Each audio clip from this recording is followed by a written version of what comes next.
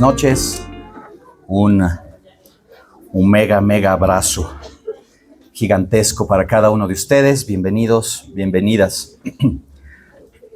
Nuevamente un sábado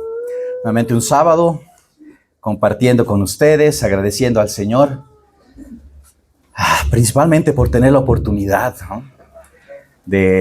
y tener la libertad de reunirnos, de compartir la palabra de Dios. Qué bueno es nuestro Padre, ¿no? Con nosotros. Hemos escuchado hermosas canciones de alabanza que resaltan la figura de ese nuestro papá.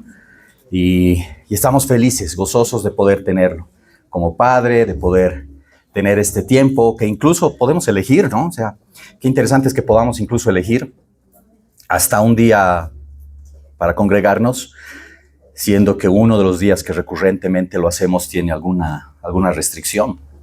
Y eso nos tiene que ayudar a meditar, a pensar también en aquellos hermanos, hermanas que en otras partes de este mundo ni siquiera tienen la opción de poder reunirse, ni siquiera tienen esa libertad de poder congregarse, porque su vida está en peligro. Y es algo por lo que hay que estar orando. Es una carga que deberíamos como iglesia, desde este lado, orar y agradecerle también al Señor y pedir por sus vidas. Le entregamos también, ahorita decía esta mañana, pues estamos en la noche, ¿no? Decía en la alabanza lo que toca mañana, y le entregamos también a Dios este tiempo que a nivel nacional estamos en elecciones nuevamente, departamentos, municipios, y le entregamos realmente al Señor, ¿no? Para que puedan todas estas autoridades que van a ser electas poner a Cristo, ¿no? Como meta de su gestión. Eso es lo más importante, que las autoridades lo conozcan. Y sí, también podemos pedirle a nuestro papá, es nuestro papá. Podemos pedirle que nos dé aliento, ¿no? Que nos dé aliento, que nos dé esperanza, ¿no? Para mejores días para nuestro país. Ya vamos un buen tiempito, ¿no? Con una crisis social, política, económica, y eso afecta. Es cierto que afecta, estresa, a veces agobia, y eso lo sentimos también en nuestra carne. Y por ello, familia, por ello es tan importante acudir al Señor. Por eso lo necesitamos tanto. Por eso necesitamos aferrarnos a Él con eso, con todo nuestro ser, ¿no? ¿Por qué? Porque la respuesta de hacerlo es que nos da paz. Él nos da paz. Entonces, familia, les animo. Sigamos orando, ¿ok? Sigamos pendientes en eso. Levantemos la cabeza, levantemos la mirada hacia el Señor. No bajemos los brazos y confiemos en Él. Amén. Ok, hace 2 días, el país también estaba festejando una fecha importante, ¿no? Donde las empresas de salteñas y gaseosas hacen su agosto en marzo, pero es gracias a los memes. Y qué macana, porque a veces uno espera pues su salteña y no llega por el meme. Pero personalmente les digo, yo la espero, me fascina, me encanta, ¿no? Y gracias a mi esposita, a mi hija, que sí me la dieron, porque la esperaba. De verdad que la esperaba y me llegó. Pero bueno, celebramos, ¿no? Celebramos el Día del Padre. Y para quienes no lo sabían, a veces es bueno saberlo también, acá en este país oficialmente se celebra gracias a un decreto de 1974, o sea que vamos festejándolo más o menos unos 52 años, aprox. A ver, sí, más o menos 52 años, ¿no? En la época de Hugo Banzer Suárez se emitió este decreto. Y en los considerandos del decreto se basa principalmente, ¿no? En el santoral católico romano, que le atribuye esta fecha a José, dice esposo de María, padre adoptivo de Jesús. Entonces, esa es la razón por la cual en este país lo festejamos. Y en otros también, ¿no? En otros también lo festejan, tomando en cuenta esta base de ese santoral católico. Pero bueno, luego de la pastillita informativa, el propósito, familia, de esta noche es que podamos profundizar este concepto de padre desde la visión bíblica, y que al final podamos valorar esta figura en lo humano, por supuesto, con nuestros errores, con nuestros defectos, pero Familia, sobre todo podamos valorar esa esencia, valorar el fundamento principal, el principio de paternidad, que es Dios nuestro Señor, nuestro Padre. Quiero invitarlos a que vayamos al Evangelio de Lucas, por favor, al capítulo 15.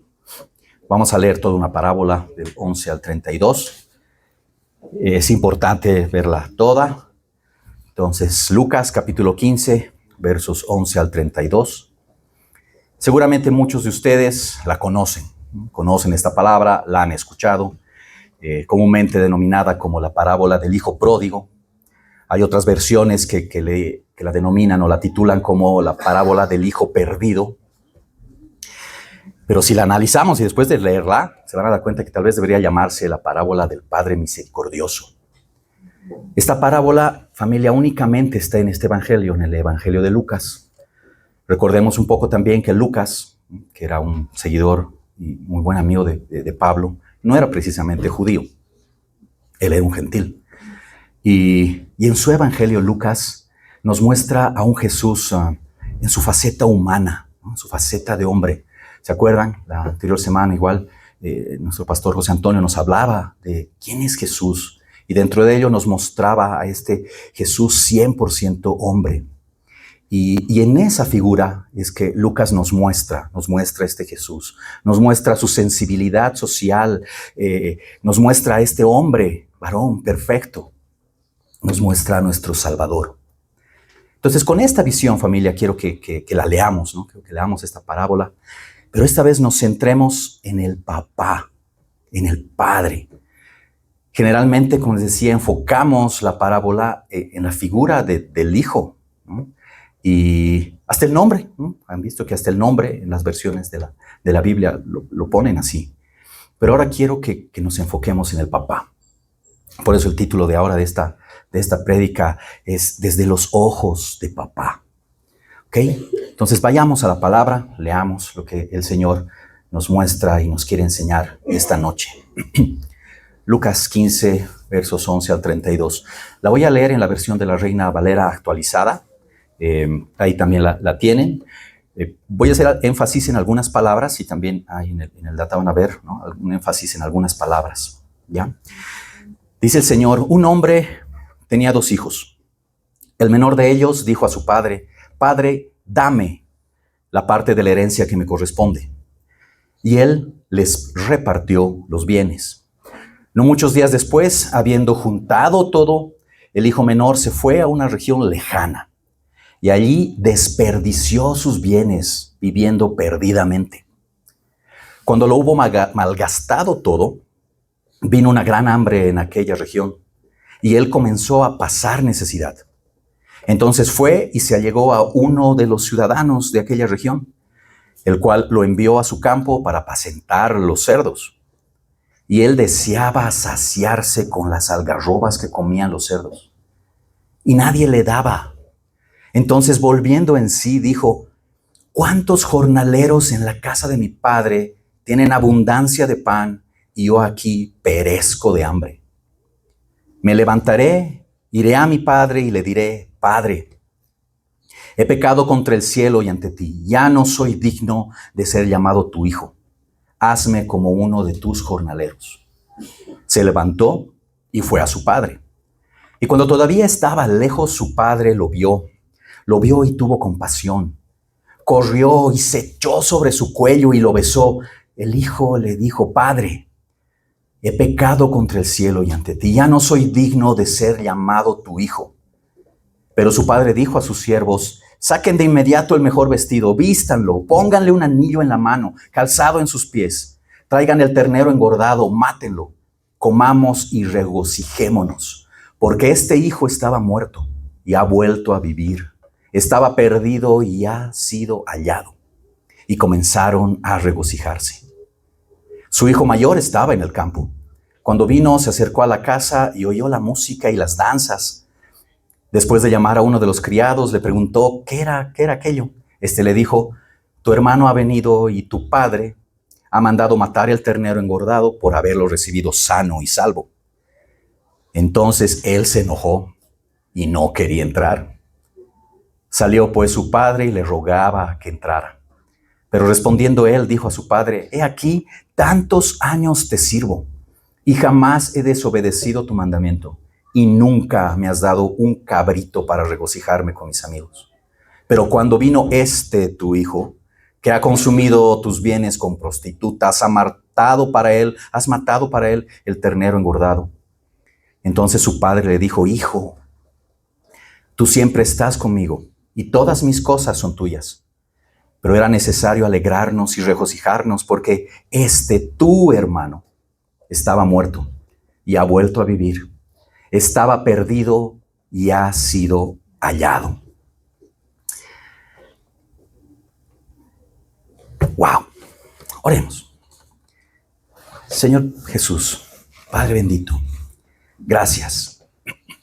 Gracias, Señor, por este tiempo. Gracias por tu palabra.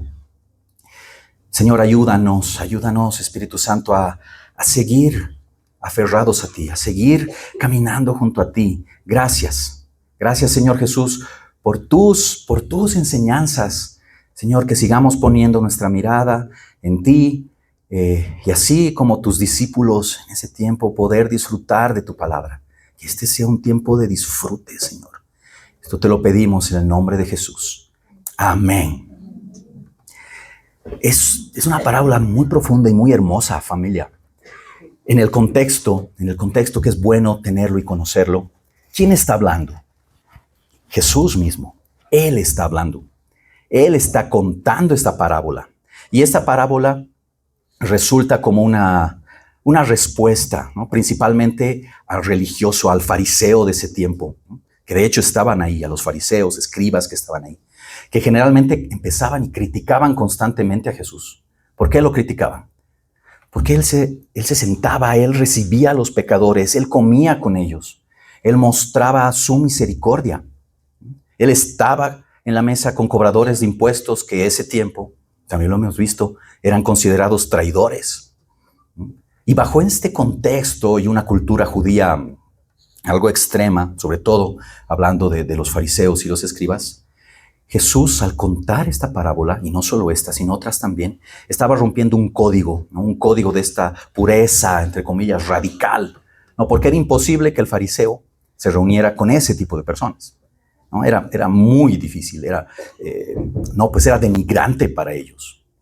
Y Jesús responde a estas críticas y empieza a responder con una trilogía en este capítulo, llamémoslo así, una trilogía de parábolas sobre cosas perdidas, pero le pone un énfasis especial a esta última, ¿no? Que ya no es una cosa. Entonces él empieza a contar en este capítulo la parábola de la oveja perdida, habla también la parábola de la moneda perdida y termina con la parábola del hijo perdido, donde la participación del papá, la participación del padre es fundamental. Jesús no quería mostrar y nos quiere mostrar más bien que el reino de Dios funciona bajo una lógica de gracia, no de méritos. Y esto empieza con una petición. El hijo pidiendo algo a este padre. Y veamos un poco esta conducta, ¿no?, del papá. La palabra dice que el hijo menor se le acerca al padre y le dice: dame la parte de los bienes que me corresponde. Y la palabra dice: y les repartió los bienes. Fíjense bien que dice les, no dice le. O sea que aquí no solamente el hijo que estaba pidiendo esto, el hijo menor, fue beneficiado por el adelanto de la herencia. También, de alguna manera, estaba siendo beneficiado el hijo mayor, ¿no? Y ojo con esto, ¿no?, que lo vamos a ver más adelante. Y sale una pregunta, mientras leía esto, y se me vino una pregunta a la mente, porque para nosotros, para esta época, ¿qué lío habría, digamos, no? Pero bajo este contexto sale esta pregunta de ¿por qué? ¿Por qué habrá adelantado la herencia? ¿Por qué habrá aceptado eso? Y es muy interesante ver esto, familia, desde la visión de Dios como Padre. Sabemos que Dios no nos ha hecho robots. O aquí hay algún robot. Hay alguien que ha sido generado por IA. No. Hemos venido de papito y mamita, de su gran amor. No nos ha hecho robots. No nos ha hecho máquinas, no nos ha hecho estos títeres, ¿no? A los cuales puede mover. El Padre aquí en esta parte está representando el respeto absoluto que tiene Dios por la libertad humana, por nuestra libertad y sobre todo por nuestra libertad de decisión, de tomar decisión. Todos, absolutamente todos, querida familia, estamos sujetos, estamos confrontados, estamos enfrentados todos los días con la toma de decisiones, ¿no es cierto? Y como creyentes aún más, porque también estamos enfrentados, confrontados, sujetos a la toma de decisiones respecto a la relación con nuestro Padre. Yo les aseguro, hoy no es común, ¿no es cierto? Es un sábado, no es un domingo en la mañana, donde en tu calendario está todo check, check, check. No, es un sábado en la noche. Y posiblemente en algún momento hemos estado con esa decisión de, es que está todo lleno, no he hecho mercado, ¿qué voy a comer mañana? ¿Qué vamos a hacer? ¿Y si no vamos? Está haciendo calor o está haciendo frío. Algún día la van a subir a YouTube tal vez. ¿Y si no vamos? Y esas decisiones están todos los días. Y nos llega la pregunta, ¿me aferro a ti, papá? ¿Te sigo? ¿O hago mi voluntad? ¿Te hago caso? ¿O te hago caso en parte? ¿O te hago caso en otra parte? ¿O no te hago caso en esta otra? Y aquí vemos cómo el Padre, ¿no?, acepta la petición.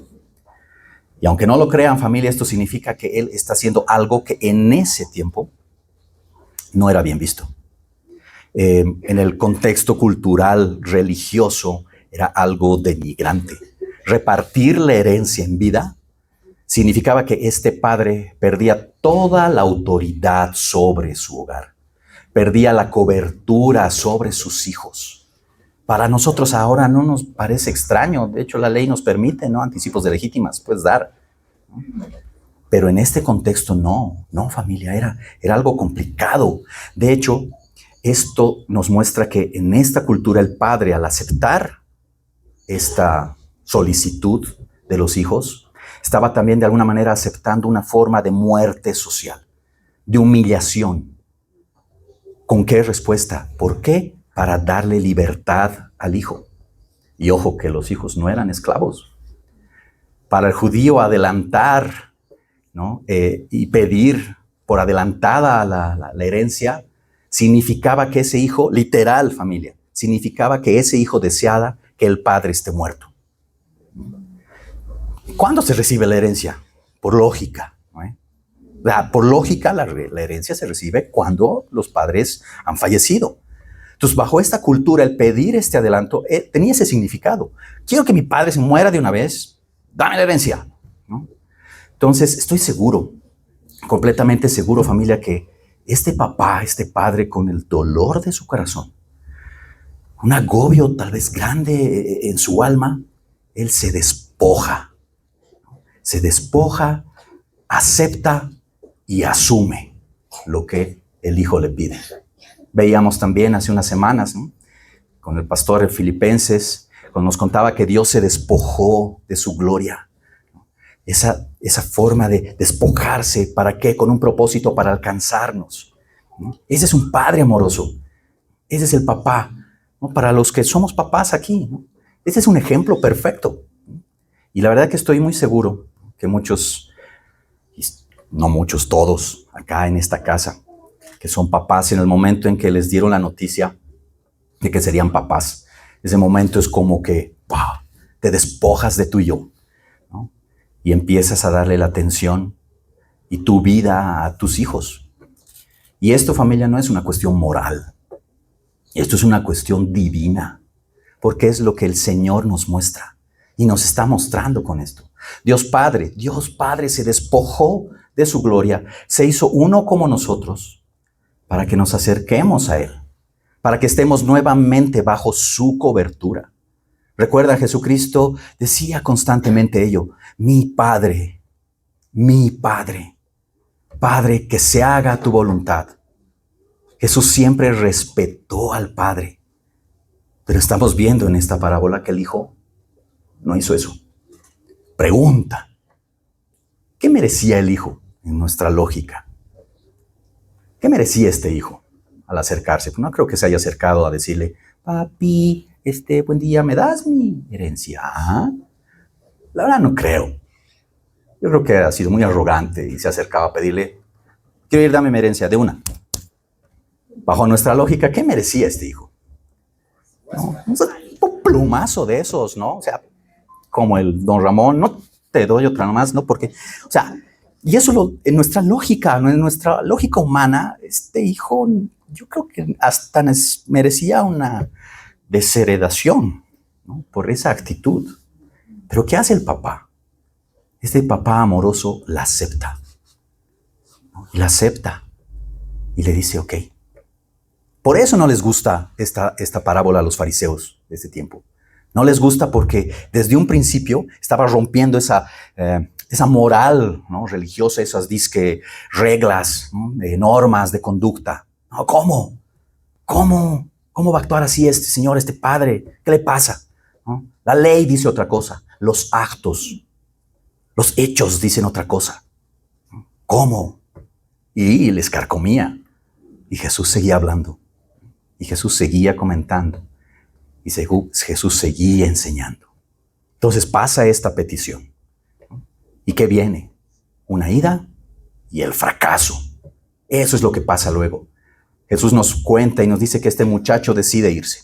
Decide irse, desperdicia todo. La palabra nos dice exactamente que se fue lejos a otra provincia. Y familia, la palabra no pone frases u oraciones así nomás. Todo tiene un significado y Jesús estaba hablando con un significado aquí. Cuando dice se fue lejos, literal, nos está diciendo que este chico, este muchacho, este hijo, lo que menos quería era estar cerca a su padre. ¿Y qué creen? Eso también a veces nos pasa, ¿no? Algunas veces queremos estar lejos del Señor y no precisamente por vergüenza, sino porque no queremos, así de claro, no nos da la gana. Total, lo bailado, ¿quién me lo va a quitar? ¿No? Y aunque parezca raro y no quiero ofender a nadie, pero la religión nos lleva a eso. Este tiempo, por ejemplo, estamos en un tiempo en teoría de Cuaresma, ¿no? Para el religioso es justamente eso. O sea, antes del miércoles de ceniza, ¡pum! ¿No? Le meto con todo. Hago lo que quiero. No, total. ¿No? Y me olvido de mi padre, me olvido de la existencia de Dios. De hecho, me olvido de mis padres a veces. Conozco amigos que... ¿no? ¿Y tus papás qué te han dicho? No saben. ¡Wow! ¿No? ¡Qué loco! Me olvido quién es mi padre. Y como dice el verso 13 de esta porción que estamos leyendo, vivo perdidamente. ¿No? Y desde el miércoles, ¿no? supuestamente me arrepiento, ¿no? Y es más, no como carne, no se come carne los viernes. Y esto, familia, se va repitiendo cada año, ¿no? Cada vez y cada vez. Y honestamente no es tan lejano de lo que vivimos en nuestro país. Creo que lo vivimos muy de cerca, más bien. Y es bueno meditar en ello, hermanos y hermanas, es bueno. Porque el sacrificio de Jesús fue una sola vez y para siempre. Y por tanto, nuestra entrega al Padre también debería ser una sola vez y para siempre. ¿Por qué? Porque así es el amor infinito del Padre. Así es, para siempre. Reinaré con ustedes conmigo, para siempre, por la eternidad. Fantástico. Y Jesús viene y sigue y nos sigue enseñando y nos sigue ilustrando, nos sigue contando esta historia. No, el muchacho fracasa, malgasta todo, dice, ¿no? De paso hay hambre, ¿no? Hay crisis en ese lugar donde fue esa provincia. Se queda sin nada, obviamente. Es más, dice que se encuentra con alguien, trata de entablar una relación, pedirle ayuda, y ok, le dice, ya, pero anda al campo y apacentar a los cerdos. Y llega incluso a antojarse de lo que el cerdo comía. Y nadie le daba nada de paso. Nadie le hacía caso. Querida familia, el mundo que él quería conocer, el mundo en el que él confiaba, no le presta ayuda, lo olvida. Jóvenes queridos, así es el mundo. Te pone cosas a veces hermosas, maravillosas, así es. Te dice, yo te ayudo, papito, lo que quieras, cuando quieras. Caes, tropiezas, te acercas a ese que te llevó en el mundo y te dice, no te conozco, ¿quién serás? No estaba ahí. Y obviamente ahí llega el arrepentimiento. Le llega ese clic, ese cambio de mente. Ha caído tan bajo, ¿no?, que ha tenido que llegar ese momento del clic.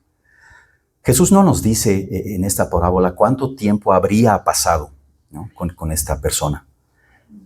Pero seamos un poco lógicos. Seguramente no ha sido un tiempo corto, ¿no? O sea, ha debido tener un buen tiempito, ¿no? Ahora imaginen cómo estaba el papá. Reflexionemos un poco, ¿cómo habrá estado el papá? Estoy completamente seguro que al principio estaba triste, ¿no? Súper triste. A ver, pensemos, tengamos empatía con él. Mi hijo no quiere estar bajo mi cobertura. Es más, quiere que esté muerto, literal. Entonces, ¿cómo me pongo? Triste. Tal vez estaba angustiado también, ¿no? Porque obviamente él conoce a su hijo, como todos nosotros conocemos a nuestros hijitos, ¿no? Conocía a su hijo, la forma en la cual él actuaba, la forma en la cual él ha mostrado una conducta errática. Este muchacho no era un santito, ¿no? Para nada.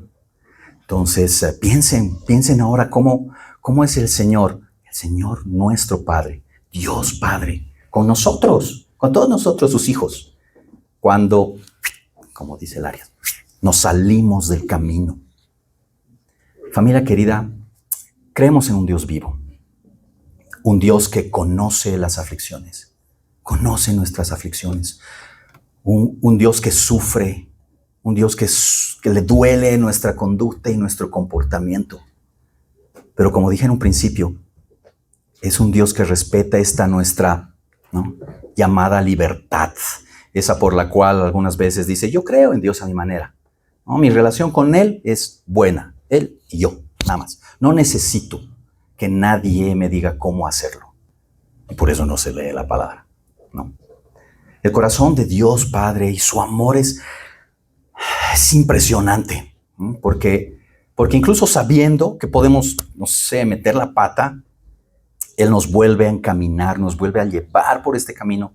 Pero eso pasa cuando nos aferramos a Él, cuando nuestro corazón no quiere soltarse, porque por supuesto que no somos perfectos. Cometemos errores, pero no queremos, y Él conoce nuestros corazones. Él los pesa, Él los ve, Él los analiza y con mucho amor, con mucho cariño, Él sabe. Y por eso nos vuelve a traer, nos encamina, porque sabe que estamos conscientes de que sí nos hemos equivocado, pero por eso nos hemos arrepentido y quiero aferrarme a ti, papá. Quiero. En esta casa estoy seguro que tal vez algunos, pues tal vez ya no lo tienen al papá, o posiblemente no lo conocieron. O si lo conocieron, tal vez no tienen una relación muy cercana con él. O si la tienen, tal vez no es de las mejores. Y por supuesto que eso afecta a las decisiones.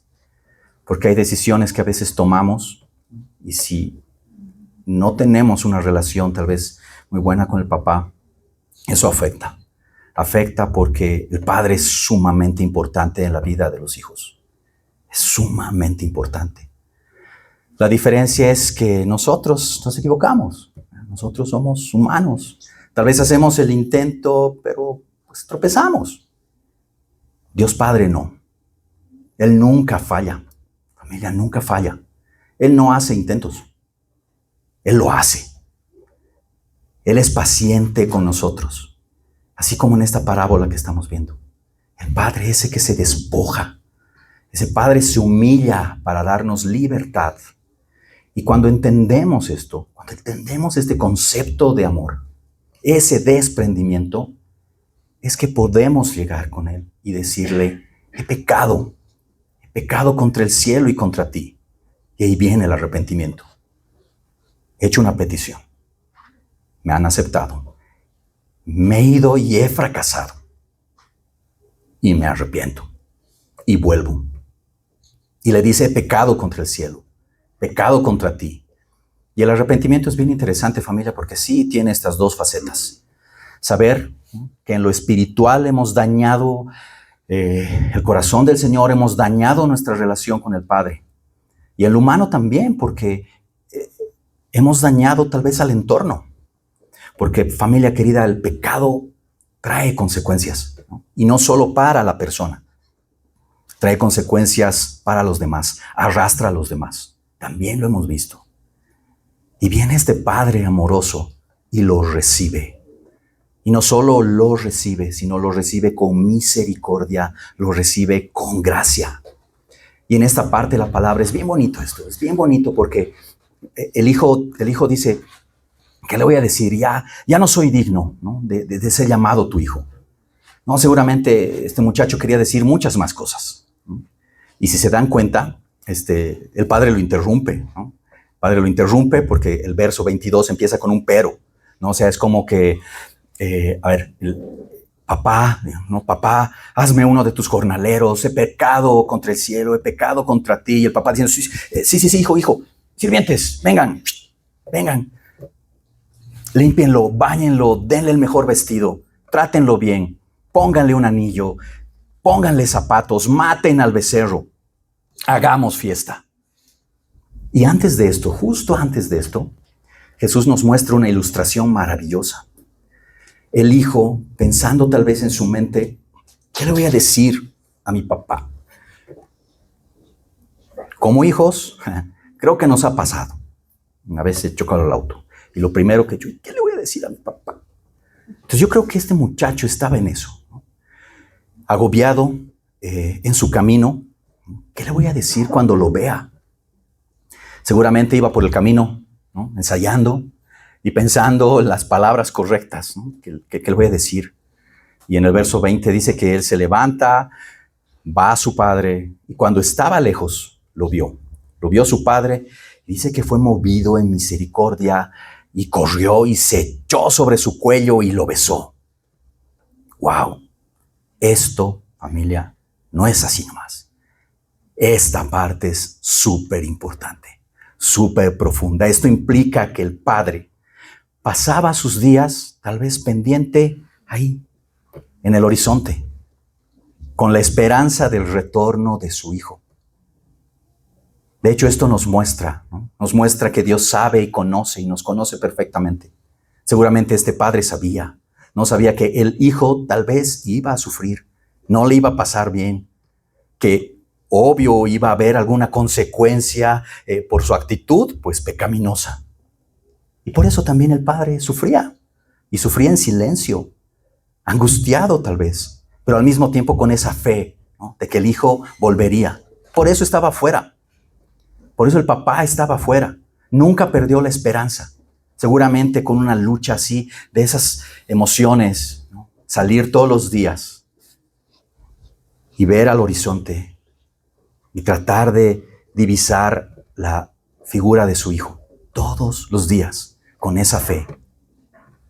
Y aquí permítanme hacer un comentario, algo que los papás seguro se van a identificar. Cuando todo está listo, papás, ¿no? Y ya va a llegar el parto, estamos en el hospital, en la clínica, y se ve a la esposa, ¿no? Entrar al quirófano, hasta la camilla, nos dice: chao. Para los que no pueden entrar o no les han permitido entrar y se quedan afuera, dígame o no que es el tiempo más angustiante. Esa mezcla de emociones, de sensaciones, de fe, de esperanza, pero también de temor, preocupación tal vez, angustia. Y muy pocos hablan de esto, muy pocos hablan de ello. Pero esa sensación del Padre es fuertísima. Todo lo que va pasando por nuestra mente como papás. Las horas no avanzan, el reloj no avanza, ¿no? Hay nervios. Les aseguro que es una sensación compleja y les aseguro que cada uno de ustedes, papás, la han vivido, la han tenido. Por supuesto que la mamá, el bebé son lo más importante. Pero también es bueno empatizar un poco con el papá en esa instancia, en esa circunstancia. Yo recuerdo, en dos partos no ingresé y fue angustiante, ¿no? Muy angustiante. El segundo, sobre todo, fue mucho más duro. Y en el tercero, con mi pequeña victoria, ¿no? Sí, me dieron la oportunidad de entrar y reconozco que fue más reconfortante estar ahí. Aunque obviamente estaba con las manos atadas porque no podía hacer nada, no estaba nada en mis manos, no podía hacer nada. De hecho, tenía los lentes y me dijeron, no tienes que tocar nada. Ok, estaba así con los guantes, ¿no? Y claro, y el lente se me bajó, hice así, solo así, y me volvieron a sacar. Otra vez, no tiene que pasar otra vez el protocolo, tiene que sacarse, vuelve a limpiarse, vuelve a lavarse. Entonces, obviamente, todo ese proceso del parto era así, porque no quería que se me bajen los lentes, pero fue un tiempo de más, no sé qué palabra utilizar, tal vez más paz, más tranquilidad, porque estaba ahí, podía ver a mi esposa, ¿no? Podía sonreírle, ¿no? Más allá de que también adentro sí, así, ¿no es cierto? Un poco de angustia y temor, pero wow, ¿no? Fue mucho mejor, ¿no? Pero en los otros, cuando estás afuera, ¿no? Cuando estás afuera esperando, haciendo un surco en la sala, y te llaman, ¿no? Y te entregan al bebé, ¿no? ¡Wow! ¡Wow! Es un gozo indescriptible, ¿no? Es realmente divino. No hay palabras. Creo que no hay palabras. Definitivamente no lo hay. Ese gozo es algo que solo el Padre nos da, ¿no? Y en esta parábola, más allá de que tal vez la situación obviamente es distinta, este papá está esperando al retorno de su hijo, viendo al horizonte, ¿no? Pensando, estará bien, habrá sufrido, tal vez él no sabía, habrá comido, o sea, ni siquiera, o sea, te cuento, papá quería comer lo de los cerdos. ¿Cuándo lo veré? ¿Cuándo podré divisarlo? Y de repente a lo lejos, dice, ve la figura de su hijo. Nada, familia, por supuesto que nada de lo que haya hecho este hijo va a opacar el gozo de tenerlo vivo, de verlo ahí. Ese gozo de saber que el hijo ha vuelto es lo máximo. Ese gozo de cuando te entregan a tu hijo, que lo veas por primera vez, a tu hija por primera vez, es lo máximo. Y el Señor lo dice, nos los dice tal vez en palabras más cortas, más simples. Y en este mismo capítulo, en esta trilogía de las parábolas, en el mismo capítulo 15, en el verso 7, Lucas 15, verso 7, el Señor nos cuenta y nos dice, les digo que del mismo modo, escuchen esto, habrá más gozo en el cielo por un pecador que se arrepiente que por 90 justos que no necesitan arrepentimiento. Qué profundo es esto. Por uno hay más gozo. ¿Dónde? En el reino. En el reino de los cielos. Qué gozo por uno que se arrepiente. Por uno. Ese gozo lo ha sentido, lo ha tenido y lo ha vivido el reino de los cielos.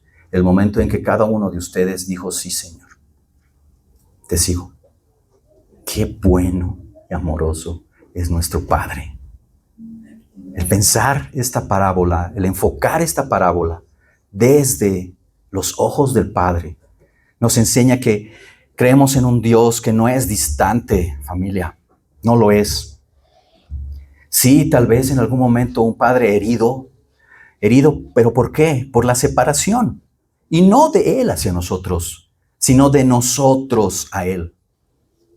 Y no porque alguien nos dijo, sino porque así ha sido nuestra voluntad.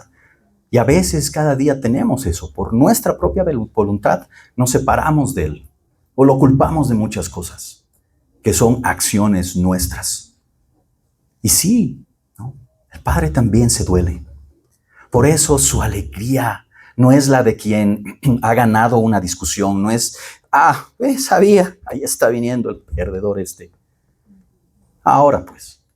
No, su alegría, este gozo de este Padre es porque ha recuperado la vida de alguien. Lo ha recuperado. Y la alabanza decía también eso. Nos ha sacado de la muerte y ahora estamos vivos. Si nos damos cuenta, familia, esta parábola, el centro de esta parábola no es precisamente el pecado del hijo, sino es esta extravagancia de la misericordia del papá, que está así dispuesto a sacrificar su propia dignidad con tal de no perder a su familia. ¿Y por qué digo esto? Porque la palabra dice que lo ve de lejos y corre. Y en la cultura del Medio Oriente antiguo, en esa cultura, un patriarca anciano o ya mayor nunca corría. Imposible. ¿Por qué? Pero no usaban pantalones, pues, ¿no? O sea, correr implicaba levantarse la túnica y mostrar las piernas. Y esto era considerado vergonzoso, considerado humillante para un hombre de su estatus. Podemos suponer lo que hemos leído, que este varón, este padre, no era una persona, digamos, pobre, ¿no? Tenía siervos, tenía sirvientes, tenía posesiones. Entonces su gozo de ver a su hijo hace que olvide toda postura legalista, ¿no? Corre al encuentro de su hijo. Es más, esta acción también tiene un efecto de protección. ¿Ya? Porque para los fariseos sobre todo, por eso no les gustaba esta prédica a los fariseos, y yo seguro que estaban muy incómodos cuando Jesús les hablaba y han de estar, ¿no?, mirando al techo, rascándose, porque deben estar incómodos, ¿no? Que le quede el guante. Entonces los cuates estaban bien incómodos. Los ofendía demasiado esta prédica. La tradición judía decía que si un joven, un hijo judío, perdía de alguna manera la herencia entre los gentiles, él la malgastó. Eso dice la palabra. Eso quiere decir que la derrochó. No ha ido pues a ofrendar al templo, ¿no? ¿Qué cosas habrá hecho? Bueno, la palabra nos dice algunas, ¿no? Pero la malgastó, ¿no? La malgastó. Entonces, bajo esta lógica, dice que para la ley judía el pueblo podía apedrearlo, ¿no? Podía humillarlo públicamente cuando esté regresando. Es más, dice que rompían un frasco en los pies y ¡pah!, una vasija en sus pies. Esta era una señal de rechazo a este hijo. ¿Y qué hace el padre? El padre se humilla, él corre antes para que no pase eso. Él corre para recibir los insultos, para recibir la humillación. Él corre para proteger a su hijo. Él está asumiendo la vergüenza. Él está asumiendo y está demostrando la gracia y la restauración en lugar del juicio que le tocaba a ese hijo. Familia, ¿no les parece similar a lo que ha hecho el Padre con nosotros, sus hijos, a través de Jesucristo? Este Dios hecho carne asumió la vergüenza por nuestros actos. Él es el que se humilló. Él es quien recibió el rechazo. Él es quien por su gracia ha permitido nuestra restauración, familia. La gracia es mucho más rápida que el juicio. Por eso el Padre corre. Por eso Jesús nos muestra en esto que dice, corre. Isaías, y esto no es del Nuevo Testamento nomás, esto es desde la naturaleza divina de nuestro Señor, de nuestro Padre. Isaías 41, versos 13, verso 14, nos dice Isaías 41, porque yo, el Señor, soy tu Dios que te toma fuertemente de tu mano derecha y te dice, no temas, yo te ayudo. No temas, gusanito de Jacob, ustedes, los poquitos de Israel, yo soy tu socorro. Así lo dice el Señor. Cuando habla de este gusanito es para decir, tú que al parecer te crees débil, te crees despreciado, insignificante, no te aflijas. Yo estoy aquí para ayudarte. Soy tu Padre. El gozo y la felicidad te representa, familia, en la frase del verso 24 de esta parábola. ¿Qué dice? Mi hijo, estaba muerto y ha vuelto a vivir. Estaba perdido y ha sido hallado. Fíjense qué gran Padre es nuestro Dios. Y Pablo lo dice en Romanos 6, versos 4 al 8. Dice cómo manifiesta su amor nuestro Padre. Porque dice, pues hemos muerto y fuimos sepultados con Cristo mediante el bautismo. Y tal como Cristo fue levantado de los muertos por el poder glorioso del Padre, ahora nosotros también podemos vivir una vida nueva, nos dice. Dios nos está mirando, ¿no? Y nos dice, estos mis hijos estaban muertos y han vuelto a vivir. ¡Wow! Y Pablo continúa y nos sigue mostrando y nos dice, dado que fuimos unidos a Él, al Señor en su muerte, también seremos resucitados como Él. Sabemos que nuestro antiguo ser pecaminoso fue crucificado con Cristo para que el pecado perdiera su poder en nuestra vida. Ya no somos esclavos del pecado, pues cuando morimos con Cristo fuimos liberados del poder del pecado. Y dado que morimos con Cristo, sabemos que también viviremos con Él. ¡Qué amor más grande del Padre por nosotros, sus hijos, que no lo merecíamos, como este muchacho! Así como ese hijo, nosotros también, familia, hemos pasado por este proceso de arrepentimiento, estoy seguro. Y si aún no lo hemos hecho, pues este es un buen tiempo. Es un tiempo perfecto. Es el mejor tiempo para que nos acerquemos al Padre y el Padre te vea y te diga, estabas muerto y has vuelto a la vida. Estabas perdido y has sido hallado. El cielo se regocija. Hay fiesta del cual tú eres el invitado principal. Y no termina ahí, familia. Tal vez hubiera sido bien bonito que ahí termine, ¿no? Pero el Señor quiere que aprendamos algo más. Ya seamos honestos, ¿no? Podía haber terminado ahí la historia, ¿no? Todos felices, ¿no? Comiendo perdices, felices, qué genial, ¿no? Encontrado, redimido, rescatado y en fiesta. Pero ¿qué pasa? Viene otro hijo, el hijo mayor. Y este hijo mayor, literal, se raya. Y este mensaje del hijo mayor, este es directo al religioso, al fariseo. Este es el que le va directo. Porque ellos estaban escuchando, ¿no? Los fariseos estaban ahí. ¿Qué nos cuenta? Dice que el hijo mayor se enoja, ¿no? Y lo más interesante es el motivo del por cual se enoja. ¿Pueden creer que él se enoja por la gracia mostrada a su hermano? Ya, por eso se enojó. Qué ilógico. Ya, él se enoja por la gracia mostrada a su hermano. Esto le molesta. Esto revela en él un corazón falto de amor y un corazón enfocado en el mérito propio.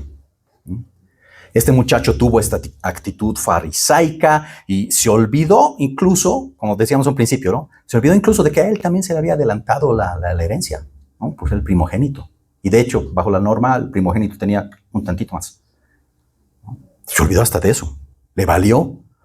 Le importó más que se le haya dado al derrochador, digamos, algo, y a él que se supone, ¿no? Que se supone que hizo un montón de cosas, ¿no?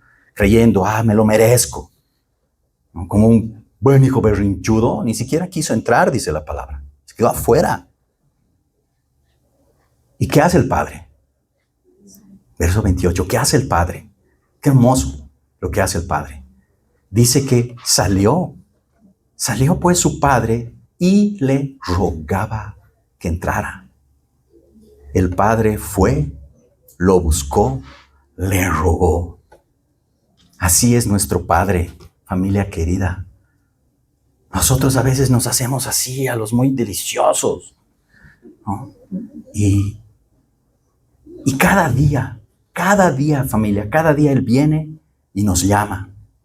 Cada día Él sale a nuestro encuentro. Y esto no lo digo yo. Esto está aquí. Antiguo, Nuevo Testamento, su palabra. En Lamentaciones, el libro del Antiguo Testamento, en el capítulo 3, versos 22 y 23, dice, y nos habla, ¿no? Nos habla directamente nuestro Padre a través del profeta. Y dice, por la bondad del Señor, es que no somos consumidos. ¡Wow! Poderoso. Lamentaciones 3, Versos 22, 23. Por la bondad del Señor es que no somos consumidos. Porque escuchen esto, dice, porque nunca decaen sus misericordias. Nunca, nunca de los nunca. Nuevas son cada día, dice. Grande es tu fidelidad. Familia, nuestro Padre es fiel. Es fiel. Y cada día nos da una nueva oportunidad para amarlo. Esa es nuestra misión, nuestro propósito. El mayor incluso lo desconoce al hermano. Le dice, tu hijo que ha derrochado todo. ¿Le das lo mejor y a mí? ¿Qué? Y el Padre nuevamente muestra su misericordia y su amor. Y le responde, le dice, era necesario alegrarnos porque tu hermano. No le dice, sí, porque mi hijo. No. Le dice, tu hermano ha vuelto a la vida. Le hace recuerdo quién es él. No solo es mi hijo, es tu hermano. El Padre siempre quiere que entre todos nosotros, sus hijos, tengamos una relación restaurada si es que en algún momento se ha roto. O simplemente que tal vez miremos en vez de mirarlo y juzgarlo, lo miremos y nos alegremos porque el reino de Dios ha llegado a su vida. Este es el Padre. Ese Padre que nos permite compartir, gozarnos entre nosotros como hermanos. ¿O acaso creen que, familia, esta noche, el estar aquí, esta noche, ¿acaso no es un motivo de gozo? Familia, estamos juntos.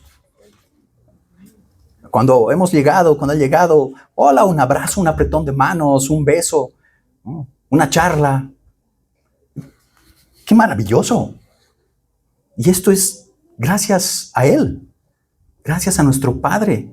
Por eso nos dice, congréguense, porque sabe que ese momento también es un momento de gozo, donde como familia podemos reunirnos, podemos compartir, podemos reír, podemos hacer tantas cosas, podemos comer y lo alabamos y nos gozamos. Ese es nuestro Padre. Él es el motivo por el cual estamos acá. Ahora, si se dan cuenta, familia, Jesús no nos dice qué decisión tomó el hermano mayor. Ahí acaba. ¿No? Se dan cuenta, no hay fase 2. El hijo pródigo y su hermano 2.0. No hay. ¿Habrá entrado? ¿Qué creen? ¿Habrá entendido este hermano mayor? ¿Habrá entendido qué es la gracia que su padre le había dado a aquel pecador perdido? ¿Habrá entrado a ser parte del gozo de la fiesta? ¿Por el arrepentimiento, por la restauración, por la transformación de su hermano? No lo sabemos. Tal vez se ha quedado fuera, ha enojado, juzgando la gracia, cerrándose, ¿no?, en ese legalismo de que esa persona no merecía nada. Y Jesús por eso no cierra la historia, no la concluye. Él los deja así a los fariseos, con la duda. Y seguro con esa sensación de seguir meditando, ¿no? Ya me imagino la cara de los fariseos. Ese momento, pensando. Y Él también nos quiere decir esto. Quiere que pensemos, quiere que analicemos, quiere que meditemos en nuestra posición. Y no precisamente nuestra posición respecto del hijo menor o del hijo mayor, como les decía, sino en nuestra posición respecto del Padre, de nuestro Padre. Démonos cuenta, familia, cuán grande amor tiene este Padre por cada uno de nosotros como sus hijos. Y ese amor es tan grande, tan inmenso, que quiere adoptar muchos más. Por eso es tan importante llevar el Evangelio. Ahora nos damos cuenta qué tan importante es llevar el Evangelio. ¿Por qué? Porque a través de él, ¿qué hacemos? Mostramos el amor de Dios Padre. Para el que se sienta tal vez solo. O tal vez para aquel que no tenga una relación biológica con el papá. O tenga algún resentimiento con él. O lo haya perdido. El amor infinito de Dios Padre no solo llena ese vacío, sino también puede restaurar cualquier relación. Padre, hijo, hijo, padre. El mundo, familia querida, el mundo está empecinado en destruir esta imagen del Padre. Lo deben saber, lo han debido ver. Fíjense, hay series, hay hasta dibujos animados, ¿no? Series para niños, dibujos animados, donde ¿qué muestran? Muestran un padre tonto, ¿no? Y medio lelo, un padre sin autoridad, flojo, mañudo. Eso quiere el mundo. ¿Mm? Porque sabe que el Padre te da la identidad. El Padre nos da la identidad. Un Padre te enseña autoridad. Un Padre te protege. Un Padre te cuida. Un Padre te disciplina. Y el enemigo lo que quiere es destruir esa imagen del Padre. Porque sabe que al destruir esa imagen del Padre también está destruyendo la imagen del Padre celestial. ¿Por qué llamarle Padre si este Padre es así? Eso es lo que quiere el mundo. Tengamos cuidado, mucho cuidado con eso. Padre, qué concepto más puro, familia, ¿no? Tener la convicción de que Dios es nuestro Padre. ¡Wow! Maravilloso, ¿no? Creador del universo. Ese es nuestro Padre. Un Padre que llora con nosotros, que sufre. Tal vez algunos piensan y dicen, pero es pues un Dios, Dios es pues un ser espiritual, ¿no? Por lo tanto carece de sentimientos. No, no es así, familia. Por supuesto que Él no va a actuar en base a emociones. Pero Él en sí, en su esencia, es puro amor. Porque nos ama, nos hizo el mundo. Nos dio la naturaleza, porque nos ama, nos regaló un arco iris como promesa. Familia, porque nos ama, nos regaló una tierra donde fluye leche y miel, porque nos ama, cumplió nuestro berrinche de tener rey, quiero rey, quiero rey. Porque nos ama, nos dio manuales, nos dio instrucciones de vida, ¿no? Usando a Salomón en sus escritos, Proverbios, Eclesiastés. Porque nos ama, también nos disciplina con justicia, con misericordia. Este Padre, familia, porque nos ama, se hizo carne. Desde un pequeño embrión, frágil y bebé. Porque nos ama, se entregó a un sacrificio doloroso. Sacrificio pagando la deuda que a nosotros merecíamos saldarla. Porque nos ama, venció la muerte. ¿Venció la muerte para qué? Para que tengamos vida. Este Padre, porque nos ama, permite que podamos reinar con Él por la eternidad. Porque nos ama, nos dice, estaré con ustedes como su Dios. Enjugaré toda lágrima de sus ojos. Y no habrá más muerte, ni habrá más llanto, ni clamor, ni dolor, porque todo esto ha pasado. Ese, familia, es nuestro Padre. No es un Padre ausente. Es un Padre partícipe en nuestra vida como sus hijos. Nos dio herramientas. Nos dio herramientas a través de su palabra. Nos guía mediante el Espíritu Santo. Y así como dice el escritor de Hebreos, que lo estamos estudiando y viendo con el pastor José Antonio, nos habla en Hijo. A través de Jesucristo, la manifestación perfecta de su amor. Ese es el amor del Padre. Hay un pastor, un teólogo ya fallecido americano, Timothy Keller, un defensor grande de la Reforma, de hecho. Él dijo una vez que la única persona que se atreve a despertar a un rey, ¿no?, a las 3 de la mañana, en la madrugada, para pedir un vaso de agua, es su hijo pequeño. Y nosotros tenemos ese tipo de acceso con Dios. Y escuchaba una canción, con esto quiero terminar, y me gustó mucho esta canción, porque refleja el arrepentimiento, ¿no?, por una vida desordenada de este autor, de este escritor, y al mismo tiempo la gratitud, ¿no?, a Dios Padre por sacarlo de esa vida vacía. Y cuando la escuchaba, vino a mi mente justo esta parábola, ¿no?, que Jesús nos contó. Les comparto parte de la letra. Dice: luces de neón y vitrales, viejos taburetes de bar y bancos de última fila. Corrí hacia uno más que hacia el otro, pero no pude escapar de ti, tratando de llenar todo vacío. tratando de adormecer el dolor adentro, pensando que nunca me perdonarías por todas esas noches de sábado. Pero gracias a Dios por la mañana del domingo. Gracias a Dios por Juan 3:16. Y las palabras en rojo que dicen que sangraste y diste tu vida por mí. Gracias. Gracias a Dios por un coro cantando y una voz diciendo, vuelve a casa.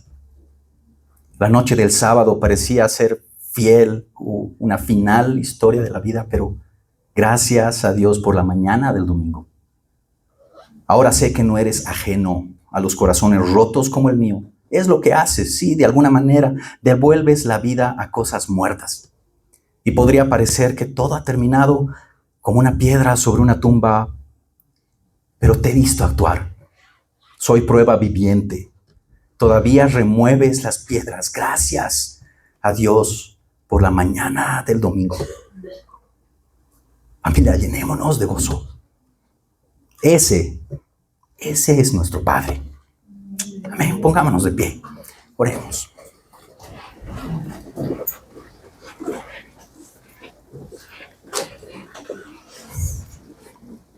Padre amado, Señor bendito.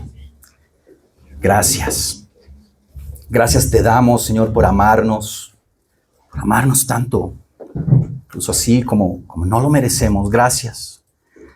Gracias por ser nuestro Padre. Gracias por enseñarnos también cómo debemos nosotros actuar como papás, entendiendo nuestra imperfección. Ayúdanos, Señor, a vivir constantemente agradecidos y aferrados a ti, a caminar contigo. Gracias por tus regaños también, Señor. Gracias. Gracias por tu aliento, papá.